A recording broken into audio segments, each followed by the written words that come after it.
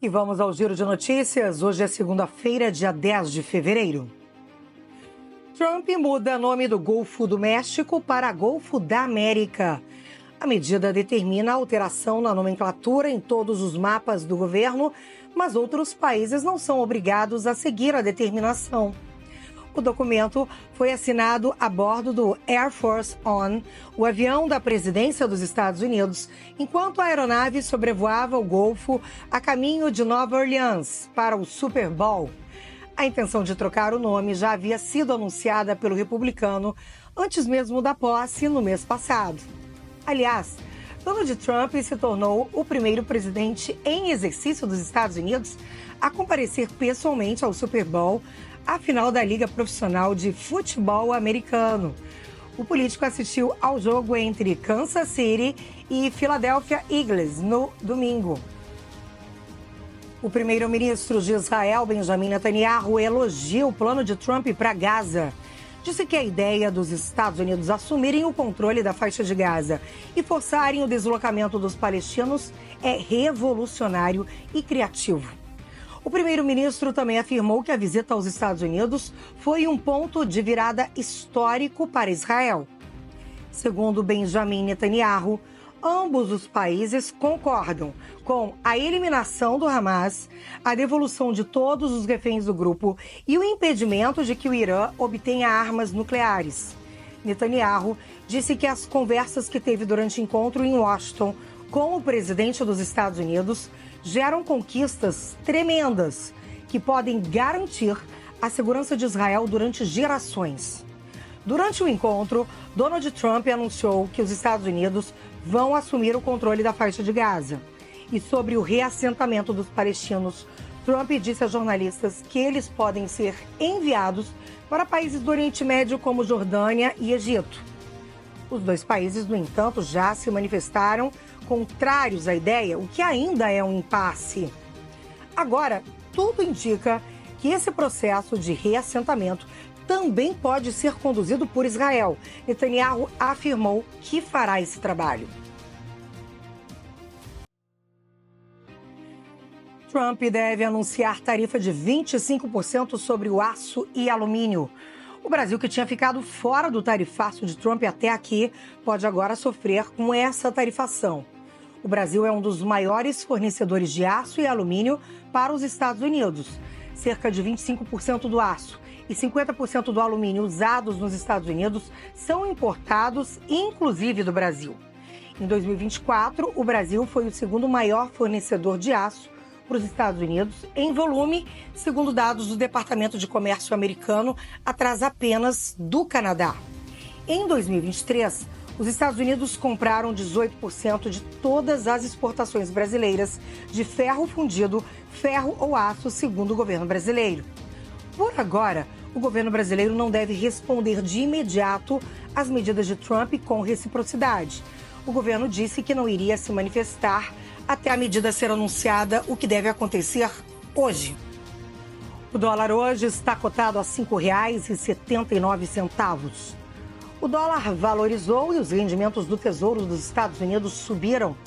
As novas tarifas aumentam o medo de uma guerra comercial global, especialmente porque a China já começou a retaliar com tarifas sobre produtos dos Estados Unidos. Com isso, os investidores estão cautelosos e não fizeram grandes movimentos no mercado. Analistas acreditam que as moedas dos países visados por Trump tenderão a cair em relação ao dólar para ajudar a compensar em parte os impostos, mantendo suas exportações competitivas. Quase metade das importações dos Estados Unidos servem como insumos para empresas nacionais, o que significa que as empresas terão que repassar custos mais altos aos consumidores, absorver margens menores ou ajustar completamente as cadeias de suprimentos, dizem os especialistas. Na Europa, a revolta é grande entre os economistas. A Comissão Europeia garantiu que vai reagir para proteger os interesses de empresas, trabalhadores e consumidores europeus de medidas injustificadas. Pode soar estranho, mas Jeff Bezos investe 9 milhões e 400 mil dólares em vacina contra arroto e pum de bois e vacas. Tudo para reduzir a emissão de metano gerado pelo arroto e pum desses animais, o que polui o ar e prejudica a camada de ozônio. O metano é um dos principais gases que contribuem para o aquecimento da atmosfera.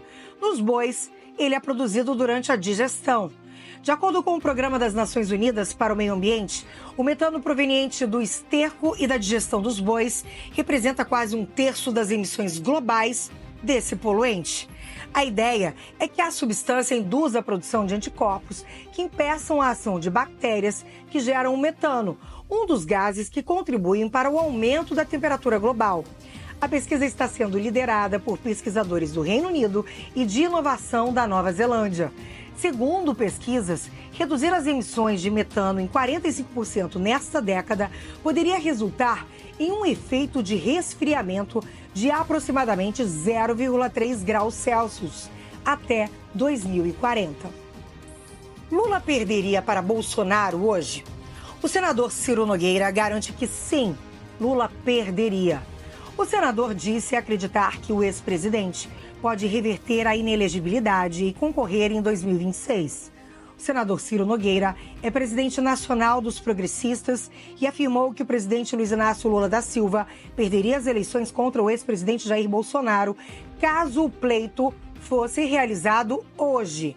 O senador explicou que a alta rejeição do governo Lula, atualmente em 49%, tornaria inviável que o petista ganhasse de Bolsonaro novamente.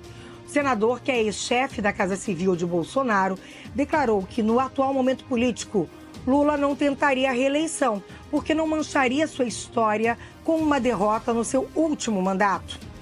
Ciro Nogueira disse ainda que Lula precisaria de uma virada econômica para poder concorrer novamente à presidência. Ciro Nogueira afirmou que ele acredita que, além de ser possível reverter a inelegibilidade de Bolsonaro, Gustavo Lima também pode ser um forte candidato da direita, mas só terá chances se construir uma carreira política e com o apoio de Bolsonaro. Depois da Grécia, agora terremoto de magnitude 7,6 atingiu o Caribe. O terremoto atingiu o Mar do Caribe ao sul das Ilhas Caimã, de acordo com o Serviço Geológico dos Estados Unidos, neste sábado. Diversas ilhas e países pediram para que as pessoas próximas à área costeira se deslocassem para o interior. Os alertas de tsunami, no entanto, foram suspensos pelas autoridades. O medo de um tsunami foi porque o terremoto aconteceu a uma profundidade de 10 quilômetros. O epicentro foi localizado a 209 quilômetros ao sul de Georgetown, nas Ilhas Caimã. O Centro Nacional de Alerta de Tsunami dos Estados Unidos chegou a emitir um aviso de tsunami para Porto Rico e Ilhas Virgens Americanas, que foi posteriormente cancelado. A gestão de risco das Ilhas Caimã chegou a pedir aos moradores próximos à costa que se deslocassem para o interior e para áreas mais altas, alertando que eram esperadas ondas de até 1 metro de altura. Depois cancelou o alerta. O governo da República Dominicana também emitiu um alerta de tsunami e recomendou que os moradores da costa se deslocassem para áreas altas, acima de 20 metros de altitude e a 2 quilômetros do interior. Mas o alerta também foi cancelado. As autoridades de Honduras pediram que seus moradores ficassem afastados das praias. Já o governo de Cuba pediu que as pessoas deixassem as áreas à beira-mar com possíveis ondas de até 3 metros. Por enquanto, existe só o alerta, mas o temor de tsunami deixou medo em turistas e na população. O nosso Giro de Notícias fica por aqui. Outras informações no site da Tribuna da Imprensa, www.tribuna.com.br, e eu volto amanhã para te manter muito bem informado com tudo o que acontece no Brasil e no mundo. Um grande beijo.